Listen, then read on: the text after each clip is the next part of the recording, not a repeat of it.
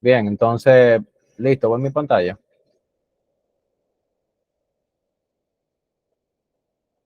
Hello. Hello. Anda. ¿Qué fue? Que si ven mi pantalla. Sí, se ve. Ah, perfecto. Entonces, bueno, no que le había explicado esto, ¿verdad que sí? La de la pica. Sí, sí, porque En la posterior, ajá. está subrayado, o sea, quiere decir que digamos, así me lo voy a subrayar para ir marcando. La arteria espinal anterior, vimos, ¿verdad? Es una arteria que quizás muchos de ustedes nunca la han oído mencionar. Yo hasta que no estudié esta vaina no sabía que eso existía ni cómo se llamaba, pero bueno, me dice dónde está y me dice que está anterior. Ya con yo saber que eso, voy a saber que está, si yo lo relaciono con la médula, me va a afectar la parte anterior de la médula, ¿verdad? Sí. Porque recuerden que todo eso va subiendo en el cuello y eso está más para abajo, antes de llegar al bulbo, la protuberancia y todo eso. ¿Dónde están esas arterias? Oh, oh, se escondió. Cónchole. Ah, pues fue que la pasé. Ya, por aquí. Esa joven que está ahí, mire. La anterior espinal, que son dos ramitas que da las vertebrales. Bien. La vertebral entonces forman la basilar, pero también forman la vertebral. Tiran una para adelante y para arriba y tiran una para atrás y para abajo.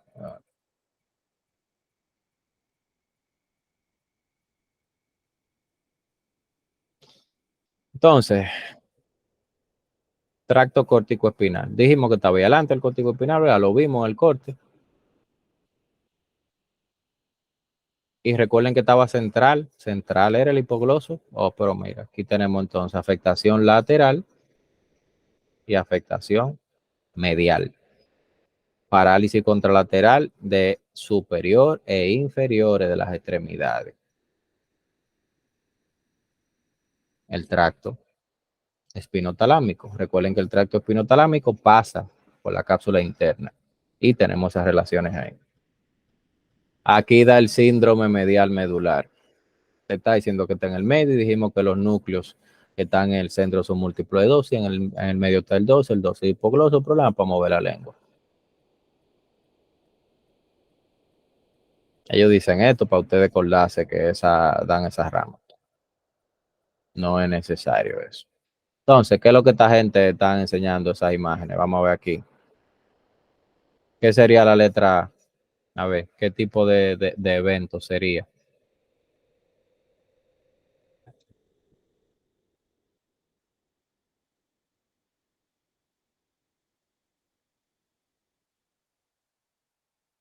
¿Mm? Primero, ¿qué lóbulo me estaría afectando?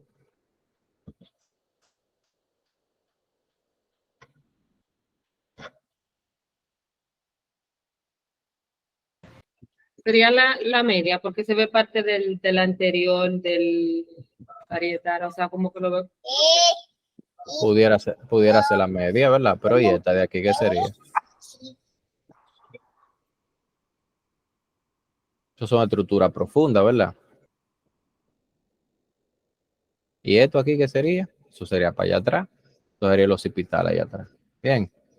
Imágenes así, es importante que usted aprenda a identificarlo ubicándose en la anatomía.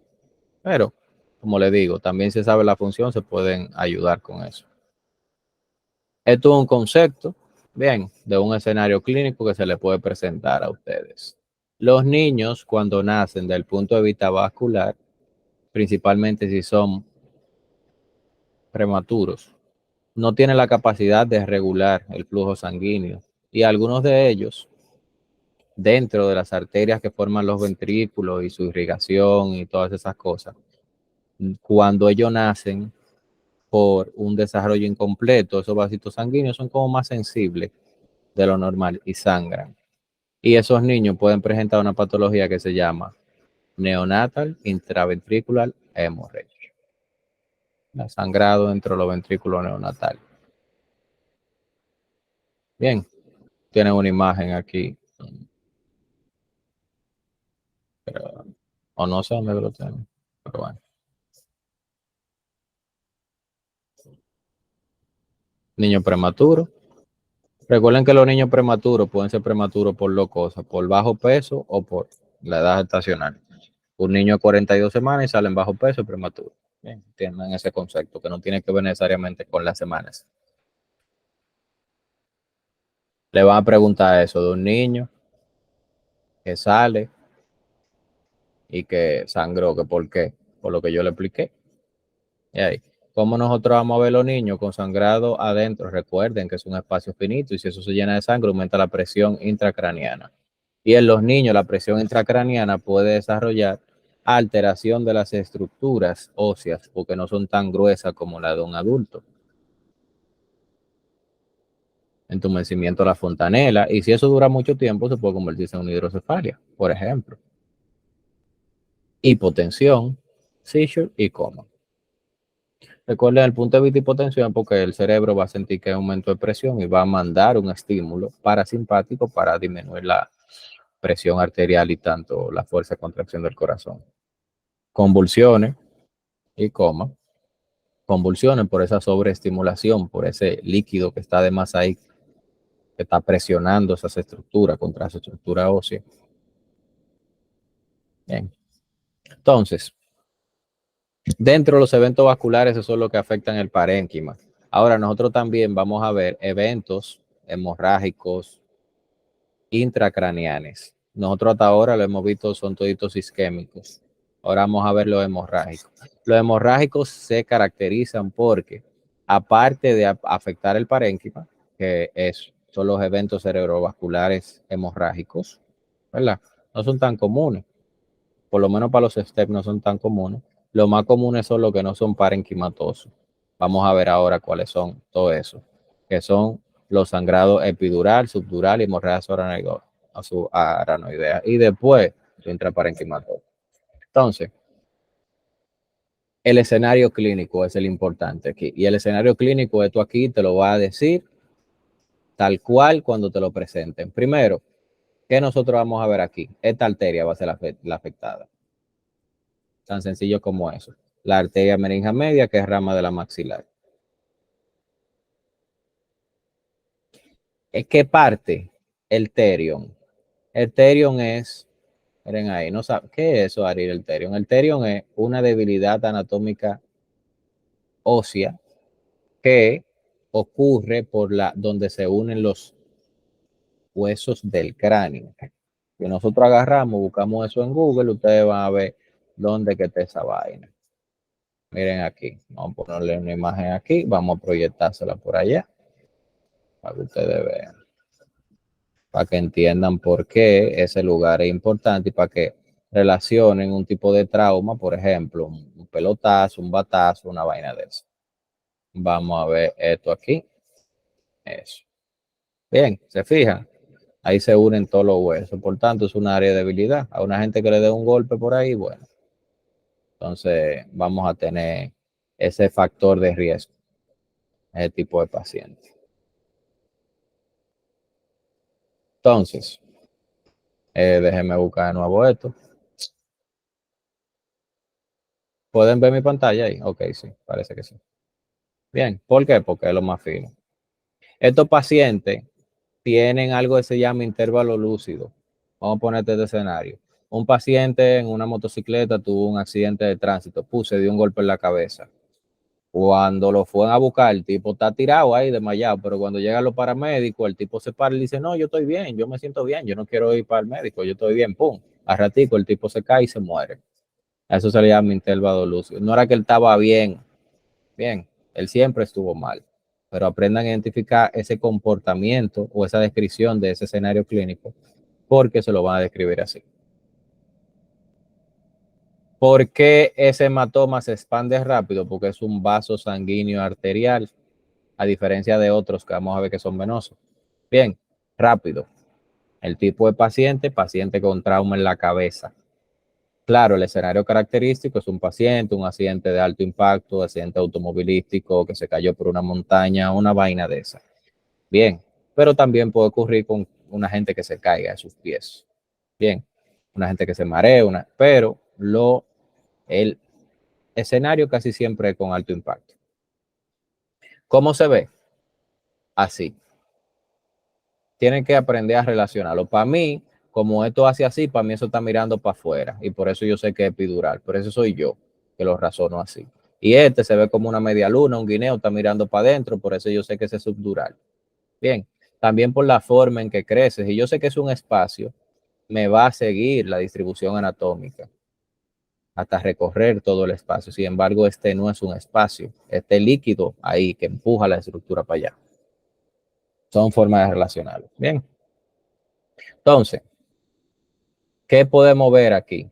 La herniación transtentorial, la tienda del cerebelo, supratentorial es arriba del cerebelo. Todo lo que está supratentorial, ahí, todos los hemisferios, el cerebelo está ahí abajo. Por ahí es que está el agujero magno también. Y recuerden también, bueno, a la parte de abajo, del punto de vista de lo que me divide el cerebelo, la parte como adelante, lo que está por arriba y atrás, ustedes saben que no tiene nada. Luego va a tener el cuello. Pero del punto de vista de esa herniación, ¿verdad? Me puede comprimir estructuras, principalmente el tercer nervio craneal que tiene que ver con los movimientos oculares. O sea, un paciente que se dio un golpe en la cabeza y que después viene con problemas de los movimientos oculares, pero también tiene alteración de la conciencia, piensen en esto. ¿Bien? Y se ve así, no cruza la línea media. ¿Por qué este cruza la línea media? Porque es un espacio, el espacio subdural. ¿Qué es el espacio subdural? ¿Qué hay ahí? Hay vasos sanguíneos. ¿Qué vasos sanguíneos hay ahí? Son las Bridget vein o las venas en puente. Entonces, como le dije, aunque aquí dice traumatic, high impact, hypertension, bien, piensa en high energy, el epidural. ¿Por qué? Porque el escenario en el que le van a presentar es el subdural. Casi siempre van a ser pacientes mayores que se caen.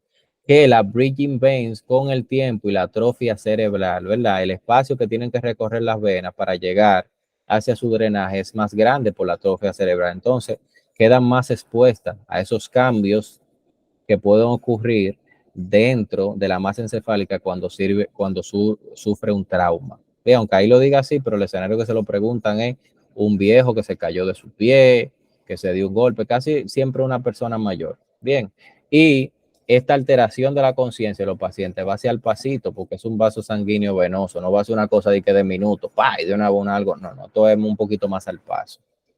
Entonces, ¿con qué? Con traumas mild. Ve, yo mismo se contradicen high energy impact y después dicen que es asociado, crónico con trauma al pasito. Pero lo del agudo, como le dije, tiene que ser un escenario, piensen más en aquel. Pero si es una gente, por ejemplo, que ha recibido varios golpes, trauma en la cabeza, ¿cuáles son esos pacientes? Los que tienen, los que se caen mucho, los que se dan mucho en trayones. ¿Qué pacientes tienen eso? Pacientes mayores con problemas de equilibrio. Bien, usted va a ver que los problemas de equilibrio son más los mayores, principalmente con las demencias que vamos a ver ahí. Atrofia cerebral, por lo que yo le pregunté, le dije, la edad, aunque hay gente que puede tener atrofia cerebral con edad bajita, síndrome de Down, por ejemplo. Los pacientes con síndrome de Down le da Alzheimer a los 30, 35 años, a diferencia de la población normal que le da Alzheimer a los 60, 65. Bien, pues mismo por la atrofia. Pero este tipo de paciente puede presentar eso. No es lo clásico, pero si ustedes hacen ese razonamiento, bien. Alcohol, ¿cómo se ve? Hipodenso. Bien. Si es punto de vista crónico, ¿eh? Porque si es agudo se va a hiperdenso. También este tipo de cosas, hay algo que se llama shaking baby, que básicamente este jueguito que uno hace con los niños, que lo agarra por los hombros y los jamaquea. Eso para los STEP es un tipo de abuso. Si un niño viene con una alteración del estado de conciencia, se le hace estudio y se ve eso, es algo de abuso y tú lo reportas. Más adelante vamos a ver la parte de ética y todas esas cosas. Pero sepan que eso también es. Y si un viejo, por ejemplo, vive con su familia y viene con una vaina esa, también es abuso. ¿Por qué? Porque están dejando que el viejo se caiga. Los viejos no se pueden caer, porque se supone que tú viven con la familia porque lo cuidan. ¿Bien? Como ellos dicen, tienen forma de luna creciente, guineo, whatever, como ustedes quieran. Puede cruzar la línea media y puede Como tiene más espacio, como cabe más, puede desviar la línea media. Pues si la cruza, la desvía. Fíjense que te la mantiene la línea media, sin embargo, este no.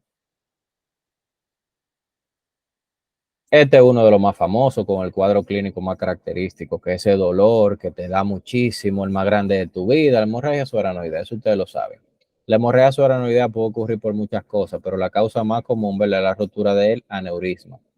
Recuerden que los aneurismas son más cosas las comunicantes, principalmente la comunicante anterior y posterior ahí. No importa dónde esté anterior, posterior, pero son más comunes ahí. Entonces, también puede ocurrir las alteraciones, la malformación arteriovenosa que hacen fístula. Vamos a ver más adelante una patología que se llama Osler-Weber-Rendu, que hace fístulas sistémicas. Bien, comunica arteria con vena de manera no natural, porque ya no se comunican. ¿Cómo vemos eso? Fíjense dónde está la parte hiperdensa. Como en el centro, no está en el parénquima ni nada, sino como en los espacios. ¿Se fijan? Porque eso es sangre. La sangre tiene metales, se ve un poquito más hiperdensa. Bien. Otra cosa que no habla el líquido cefalorraquídeo eventualmente se convierte en el líquido cefalorraquídeo, que está en los ventrículos, eventualmente el mismo líquido cefalorraquídeo que llega por todo el sistema de drenaje a la médula. Si nosotros hacemos un TAP medular, nosotros vamos a ver algo que se llama xantocromía, que es presencia de sangre en líquido cefalorraquídeo. Y si hay presencia de sangre en líquido cefalorraquídeo, quiere decir que hay una hemorragia subaranoidea. Bien, esa es una relación que tienen que hacer. Ahora, no es la única causa de xantocromía en líquido cefalorraquídeo. También los pacientes con encefalitis herpética hacen xantocromía en líquido cefalorraquídeo. Ahí tienen esas dos cosas que hacen xantocromía. Bien, una es el peor dolor de cabeza de tu vida. Bien, y el otro es una encefalitis. La encefalitis dan con alteración de conciencia, pero no necesariamente de que con un dolor de cabeza grandísimo. Las dos tienen xantocromía. Si tienes xantocromía y dolor de cabeza, hemorragia subaranoidea. Si tienes xantocromía y encefalitis, herpes. Bien. Este tipo no solamente hemorrágico del subaranoideo, este es un principio que se aplica a toda la vasculatura cerebral, que es el vasoespasmo reflejo después de una hemorragia. Yo le dije a ustedes que hay en sotalol,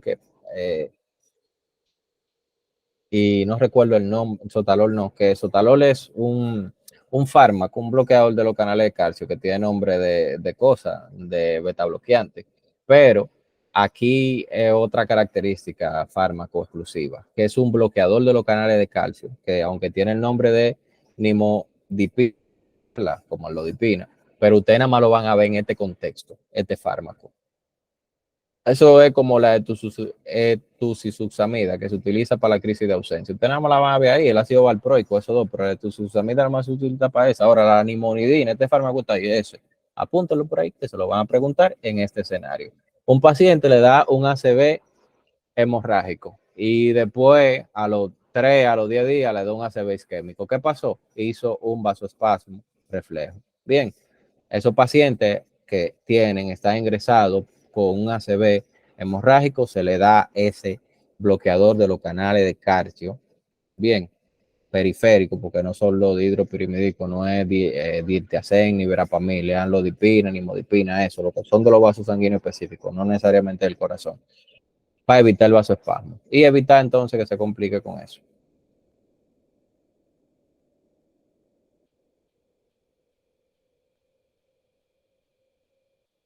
O sea, esto no es un principio de la hemorragia subaranoidea, es un principio de toda la hemorragia, pero principalmente la intraparenquimatosa. Aunque esté escrito ahí, pasa más en esta. Bien. Hipertensión, mire, los vasos sanguíneos pueden ser dos cosas con la presión. La presión puede estar muy alta y formar su placa de ateromo, puede estar muy alta y ir formando aneurismas o debilidad en las paredes y romper los vasos sanguíneos. A este tipo de patología también se le asocian otro tipo de alteraciones vasculares, que son las angiopatías amiloides. Vamos a ver que los amiloides son depósitos de proteínas que no podemos degradar y que se acumulan más con las demencias, se acumulan más con la edad. Vamos a ver todo eso. O sea que va a ser más característico de las personas mayores, ¿verdad? Eso tiene sentido, está ahí. Pero también si tú tienes alteraciones malformaciones venosas, vasculitis, no, todo lo que daña los vasos sanguíneos. Pero si nosotros sabemos cómo identificarlo, mira, hiperdenso, listo ya. Sabemos cómo es. Otra cosa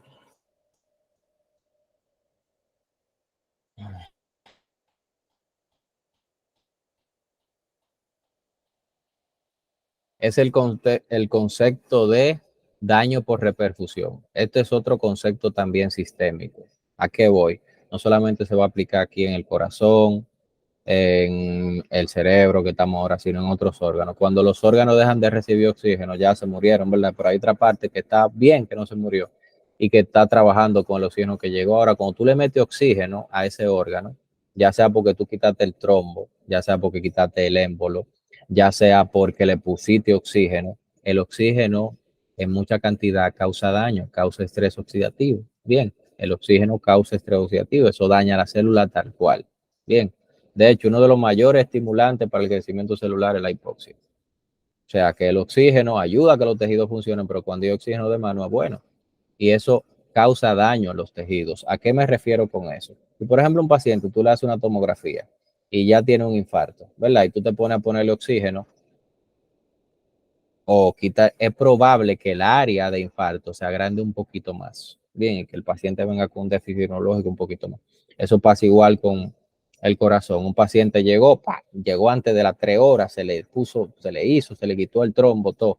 El infarto en el EKG daba una vaina y ahora da otra vaina. ¿Entiendes? Hay un poquito más de daño.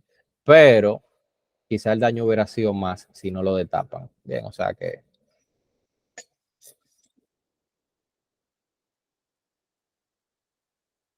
estos, los de Charcot-Bouchard, los aneurismas Charcot-Bouchard, son esos aneurismas que son en la crisis hipertensiva. Bien, ya ustedes saben, una hemorragia subaranoidea de una crisis hipertensiva puede también romper otro aneurisma que esté en otro lado y causar entonces sangrado intraparenquimatoso.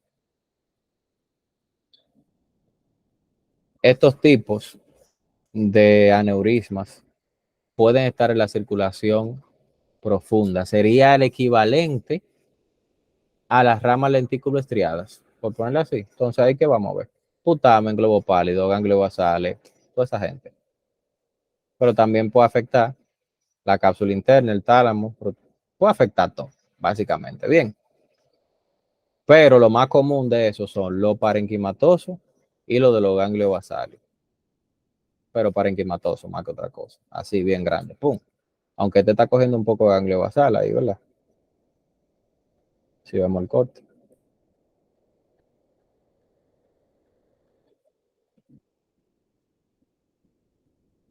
Ya, estos son síndromes ahí simplemente característicos para que los relacionemos con una presentación clínica y saber qué área está alterada. Por ejemplo,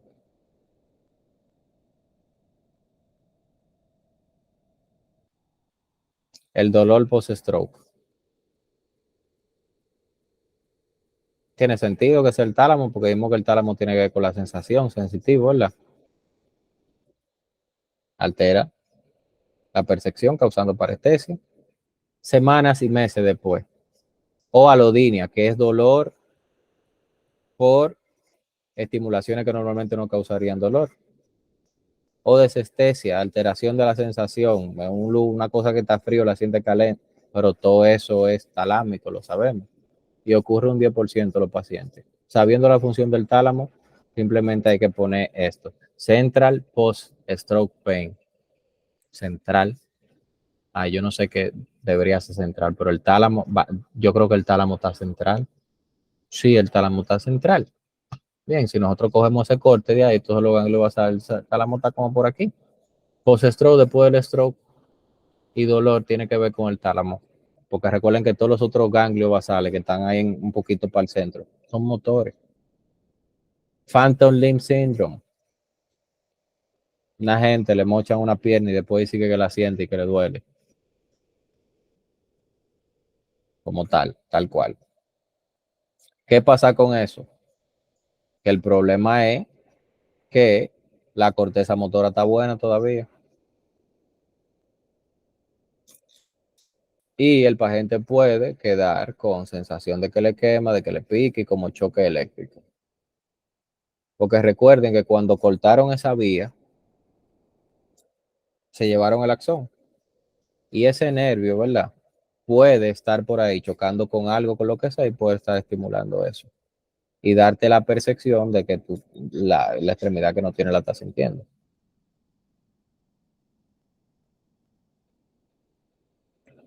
Este otro concepto de un escenario.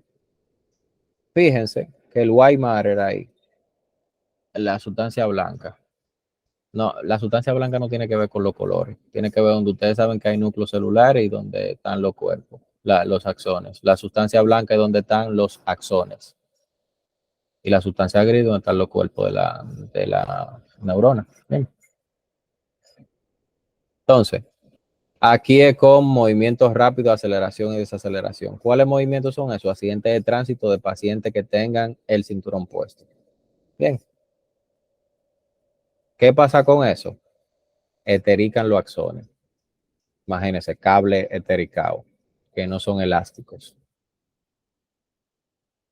Eso va a causar generalizado un daño neurológico, estado vegetativo, múltiples lesiones y hemorragia en punta, que envuelven los bazones. El nombre te está diciendo, daño difuso axonal.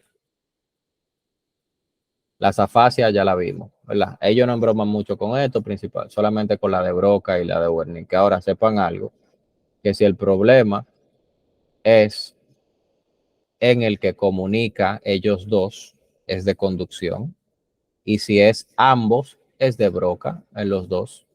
Entonces, ¿qué arteria ustedes creen que me puede afectar tanto el área de Wernicke como de Broca? Ya la vimos. Cerebral medio, ¿verdad? Ok. Aquí están ya hablamos de esto, de los aneurismas saculares, pero podemos también mencionarlo en otro aspecto. Aunque, bueno, sí, vamos a mencionarlo ahí para seguir con esta partecita. Ahí está, sí, bueno. Vamos a terminar con esto de los aneurismas, para ya pasar de la parte esta al calor, temperatura y eso. Miren, entender por cómo ocurren los aneurismas, dónde, que las comunicantes, todas esas cosas, eso ya lo hemos visto. Ahora, ¿con qué patología está asociada? Ahora mismo esto no va a tener sentido, pero en el riñón y en el hígado vamos a una patología que se llama autosomal dominant polykidney disease. Es una patología autosómica dominante que causa múltiples quistes en el riñón, pero también puede causar quistes en otras partes del cuerpo, en el hígado. Bueno, el punto es que daña el riñón controla la presión no se controla, hay hipertensión, la hipertensión entonces daña los vasos sanguíneos y esos vasos sanguíneos dañados crecen aneurisma. Bien, no es que la enfermedad tiene aneurisma, que la enfermedad como consecuencia de la disfunción renal causa hipertensión y por tanto aneurisma. Bien, el Lendarlos, porque tiene problemas en el colágeno, principalmente el colágeno que forma los vasos sanguíneos, ¿verdad? Pero si ustedes quieren ahí también podemos poner, qué sé yo, otras patologías del colágeno, la que a ustedes se le ocurran, tienen que ver con los vasos sanguíneos, tienen algún componente ahí, pero el Lendarlos es lo que más preguntan. Edad avanzada, porque si tú eres más viejo te da hipertensión y fumar. Bien, entonces esas son toda la gente que pueden tener aneurismas saculares o también se llama aneurismas en cereza, como ustedes quieran. Pero yo le llamaría eso aneurismas y ya. Ven, entonces, como le dije, esos aneurismas si son pequeños no hay problema. El problema es cuando son muy grandes, comprimen otras estructuras, son suficientemente grandes como para que entre suficiente sangre y cree un flujo turbulento y tantos trombos y émbolos, o son suficientemente grandes que se rompen y sangran. ¿eh? Por eso aquí tenemos todas esas complicaciones y todas esas cosas que ya nosotros vimos.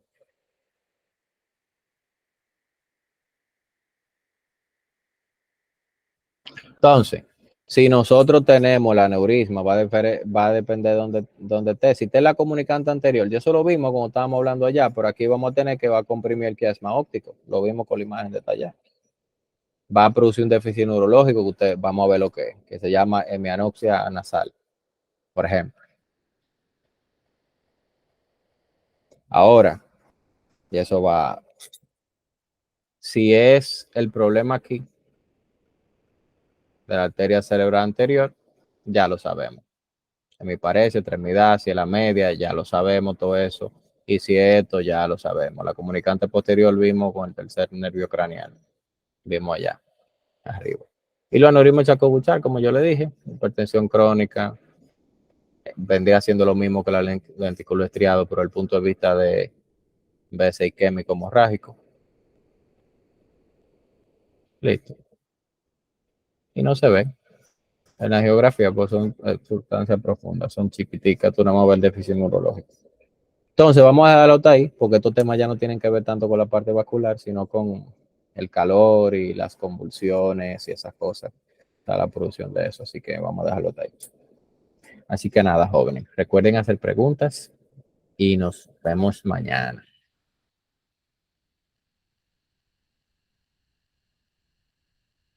Buenas noches también.